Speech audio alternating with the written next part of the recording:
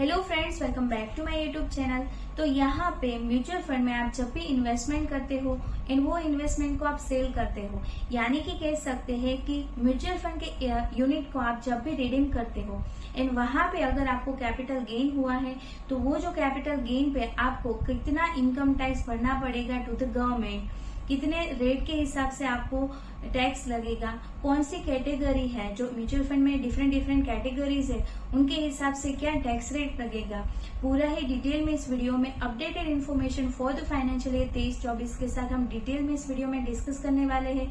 तो वीडियो को लास्ट तक जरूर देखिएगा और अगर आपको वीडियो इन्फॉर्मेटिव लगती है देन वीडियो को लाइक शेयर जरूर कर दीजिएगा, जिससे हमें मोटिवेशन मिलता है। और अगर आप चैनल पे नए हैं देन चैनल को जरूर से सब्सक्राइब कर लीजिए ऐसे यूजफुल वीडियोस के लिए। तो आइए चलो स्टार्ट करते हैं। तो सबसे पहले ये जो म्यूचुअल फंड है उनको एक कंसीडर करा जा रहा है as a capital asset in income tax. Income tax में म्यूचुअल फंड को कैपिटल असेट ट्रीट करा जाता है। तो जब भी आप म्यूचुअल फंड को सेल करते हो तो वहां पे अगर आपको कैपिटल गेन हुआ तो वो कैपिटल गेन पे आपको कैपिटल गेन टैक्स गवर्नमेंट को भरना है। बट वहां पे कुछ लिमिट्स है, परसेंटेज है, एग्जेम्पशंस भी है, पूरा ही डिटेल में देखते हैं।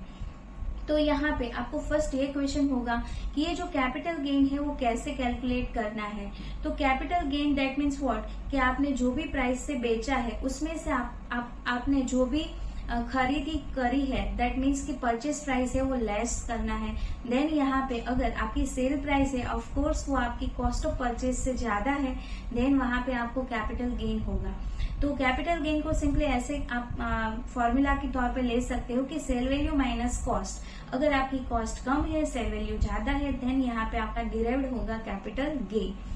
देन यहाँ पे म्यूचुअल फंड में टैक्स एप्लीकेबिलिटी कैसे है, तो म्यूचुअल फंड में डिफरेंट कैटेगरीज है, उनके हिसाब से यहाँ पे गवर्नमेंट ने डिफरेंट टैक्स रेट लगा रखा है डिफरेंट कैटेगरीज के अकॉर्डिंग।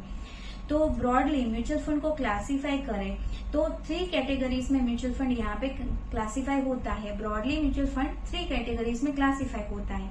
फर्स्ट है equity oriented mutual fund, second है debt oriented mutual fund and third one है hybrid mutual fund. Equity oriented mutual fund that means what, equity oriented मतलब आपका जो फंड अलोकेशन है उसमें मोर देन 65% से ज्यादा आपका जो फंड अलोकेशन हुआ है to the equity unit then वो क्लासीफाई होगा इक्विटी ओरिएंटेड म्यूचुअल फंड। वैसे ही डेट ओरिएंटेड में मोर देन 65% से ज्यादा आपका फंड अलोकेशन हुआ है टू डेट यूनिट देन वो यहाँ पे क्लासीफाई होगा डेट ओरिएंटेड म्यूचुअल फंड में।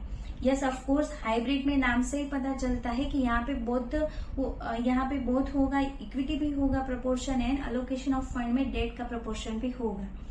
बट यहाँ पे ये भी कह सकते हैं कि जो भी परसेंटेज जो डेट एंड इक्विटी में है उनके हिसाब से डेट में 65% मोर देन 65% डेट में है एंड इक्विटी में है मोर देन 65% इक्विटी में। बट हाइब्रिड में यहाँ पे लेस देन 65% इक्विटी में है देन वो भी हाइब्रिड में आ जाएगा। अगर लेस देन 65 डेट में है देन यहाँ पे वो भी कवर्ड होगा हाइब्रिड में। यहाँ पे combination of both the unit यहाँ पे रहता है। तो ये तो बात हुई डिफरेंट कैटेगरीज की। अब ये जो कैटेगरीज है उनके हिसाब से यहाँ पे टैक्स लगता है म्यूचुअल फंड में। तो ये जो टैक्स रेट है इनको एक एग्जाम्पल के साथ पूरा ही डिटेल में समझते हैं, तो ध्यान से देखिएगा। फर्स्ट जो टैक्स रेट की बात करते हैं उसमें फर्स्ट है कि इक्विटी ओरिएंटेड म्यूचुअल फंड। ये जो इक्विटी ओरिएंटेड म्यूचुअल फंड है यहाँ पे जो टैक्सेबिलिटी जो रहती है वो रहती है depending on period of holding. That means कि आपने जब से खरीदा है उनसे लेकर आपने बेचा कब है वहां का ये जो पीरियड ऑफ होल्डिंग है वो देखना है। यहाँ पे ये जो इक्विटी ओरिएंटेड म्यूचुअल फंड है उनको क्लासीफाई करेगा short term and long term. वो होगा on the basis of period of holding. अगर आपने खरीदा है unit of mutual fund equity oriented, वो बेच दिया लेस देन 1 ईयर में, आपने 12 महीने के अंदर ही उनको सेल कर दिया तो क्लासीफाई होगा शॉर्ट टर्म एंड वो जो बेचने पर आपको कैपिटल गेन होगा वो उनको क्लासीफाई होगा as a short term capital gain. And वैसे ही अगर आपने equity oriented mutual fund buy किया है एंड वो आपने होल्ड करके रखे है मोर देन 1 ईयर के लिए देन वो क्लासीफाई होगा as a long term unit of mutual fund, equity unit of mutual fund. तो यहाँ पे टैक्स रेट लग जाएगा on the basis of period of holding. अगर शॉर्ट टर्म है देन यहाँ पे फ्लैट रेट लग जाएगा at the rate of 15%। And अगर लॉन्ग टर्म के लिए आपने इक्विटी ओरिएंटेड म्यूचुअल फंड को यहाँ पे होल्ड करके रखा है, देन यहाँ पे फ्लैट रेट लग जाएगा एट द रेट ऑफ 10%। यहाँ पे एक इम्पोर्टेंट नोट आपको नोट करना है कि लॉन्ग टर्म जो कैपिटल गेन है on equity oriented mutual fund में, वहां पे आपको एग्जेम्पशन मिल जाएगा ऑफ ₹1 लाख, यानी कि 1 लाख तक का अगर आपका प्रॉफिट है तो यहाँ पे आपको कोई टैक्स नहीं देना है। 1 लाख तक आपका पूरा ही टैक्स एग्जेम्प्ट हो जाता है। तो ये पूरे ही सिचुएशन को एक एग्जाम्पल के साथ समझते हैं। से सपोज आपने 9 लाख में a unit of mutual fund sell करे हैं एंड 8 लाख में परचेस करे हैं, तो यहाँ पे आपका कैपिटल गेन हुआ है 1 लाख। तो 1 लाख पे सीधा ही फ्लैट रेट यानी कि 15% के हिसाब से आपका टैक्स यहाँ पे लग जाएगा। बट यहाँ पे लॉन्ग टर्म में यहाँ पे अगर 1 लाख का आपका प्रॉफिट हुआ है तो यहाँ पे आपका 1 लाख का एग्जेम्पशन मिल जाएगा, तो यहाँ पे कोई टैक्स नहीं लगेगा। बट इसी सिचुएशन को और इलाबरेट करते हैं कि अगर आपका प्रॉफिट 1 लाख से ज्यादा है, देन 1 लाख से ज्यादा जितनी भी अमाउंट है उसके ऊपर फ्लैट 10% के हिसाब से यहाँ पे टैक्स लग जाएगा। तो यहाँ पे आप देख रहे हो कि 2 लाख का यहाँ पे आपको प्रॉफिट हुआ है, देन यहाँ पे आपका 1 लाख का एग्जेम्पशन मिल जाएगा एंड 1 लाख जो रिमेनिंग अमाउंट है उस पर 10% के हिसाब से आपको 10,000 का यहाँ पे टैक्स लग जाएगा। तो ये पूरी बात हुई इक्विटी ओरिएंटेड म्यूचुअल फंड की। तो सेकेंड वन डिस्कस कर लेते हैं कि यहाँ पे डेट ओरिएंटेड म्यूचुअल फंड। जो डेट ओरिएंटेड म्यूचुअल फंड है, यहाँ पे ये जो period of holding for short term के लिए यहाँ पे कंसिडर किया जाता है वो है holding period less than 3 year, यानी कि कह सकते हैं लेस देन 36 मंथ। अगर आपने डेट ओरिएंटेड म्यूचुअल फंड मतलब बाय किया है एंड वो होल्ड करके रखा है लेस देन 3 ईयर के लिए, देन वो क्लासीफाई होगा शॉर्ट टर्म। एंड अगर आपने होल्ड करके रखा है मोर देन 3 ईयर यानी कि कह सकते हैं मोर देन 36 मंथ, देन यहाँ पे वो क्लासीफाई होगा एज अ लॉन्ग टर्म। यहाँ पे आप डिफ्रेंशिएट कर पा रहे हो कि ये जो इक्विटी ओरिएंटेड म्यूचुअल फंड है वहां पे पीरियड ऑफ होल्डिंग 1 ईयर था, बट यहाँ पे डेट ओरिएंटेड म्यूचुअल फंड में 3 ईयर है। और जो ये डेट ओरिएंटेड म्यूचुअल फंड है, अगर शॉर्ट टर्म के लिए आपने होल्ड करके रखा है तो यहाँ पे टैक्स एप्लीकेबल हो जाएगा as per tax slab rate. आपको यहाँ पे ये ध्यान में रखना है। यहाँ पे आपको ये देखना है कि आपकी जो इनकम है वो कितने ब्रैकेट में फॉल होती है। अगर वो आपकी इनकम है वो 5% के ब्रैकेट में फॉल होती है, देन यहाँ पे आपको 5% के हिसाब से टैक्स लग जाएगा। अगर से सपोज आपकी इनकम 30% के हिसाब से टैक्स स्लैब रेट में फॉल होती है, देन यहाँ पे 30% के हिसाब से टैक्स लग जाएगा। ये बात हुई शॉर्ट टर्म की। बट यहाँ पे लॉन्ग टर्म जो है डेट ओरिएंटेड म्यूचुअल फंड में, यहाँ पे ये जो टैक्स लग जाएगा वो फ्लैट एट द रेट 20% के हिसाब से टैक्स लग जाएगा।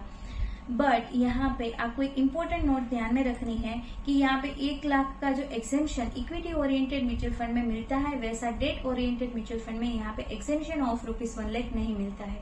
बाकी पूरा ही यहाँ पे फ्लैट है, तो सीधा ही आपका जितना कैपिटल गेन हुआ है उस पे सीधा ही आपको टैक्स कैलकुलेट करना है, उनके हिसाब से टैक्स यहाँ पे कैपिटल गेन टैक्स यहाँ पे लग जाएगा एंड वो सेम आपको गवर्नमेंट को पे करना है। तो थर्ड वन अभी डिस्कस करते हैं कि हाइब्रिड म्यूचुअल फंड।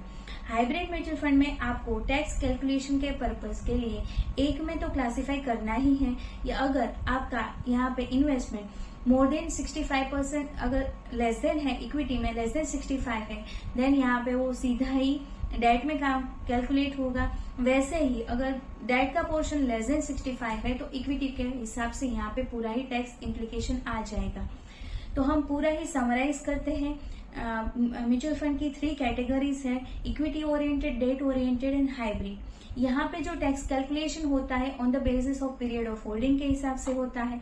इन जो शॉर्ट टर्म है तो उनके हिसाब से जो फ्लैट रेट है या स्लैब रेट है उनके हिसाब से टैक्स लग जाएगा। एंड लॉन्ग टर्म में भी ऐसा ही है कि फ्लैट रेट है तो उनके हिसाब से टैक्स लग जाएगा। बट यहाँ पे आपको ध्यान में रखना है कि इक्विटी ओरिएंटेड म्यूचुअल फंड है, वहां पे एग्जेम्पशन 1 लाख का मिल जाता है, but date oriented mutual fund है वहां पे एग्जेम्पशन नहीं मिलता है 1 लाख का। तो यस ऑफकोर्स हमने पूरा ही एग्जाम्पल के साथ समझा। आई होप आपको ये एग्जाम्पल क्लियर समझ में आ गए होंगे। हमने पूरा ही बेसिक डिटेल्स भी समझी कि म्यूचुअल फंड की कौन सी कैटेगरीज होती है। म्यूचुअल फंड को कैपिटल असेट के लिए ट्रीट किया जाता है income tax, on the basis of that यहाँ पे टैक्स कैलकुलेशन होता है tax rate wise, different category wise. तो आई होप आपको पूरा ही कैलकुलेशन समझ में आया होगा। अगर कोई भी क्वेरी है देन जरूर आप मुझे कमेंट करके पूछ सकते हो। अभी मिलते हैं नेक्स्ट वीडियो में। Till then stay healthy, stay wealthy. Thank you for watching. Thank you.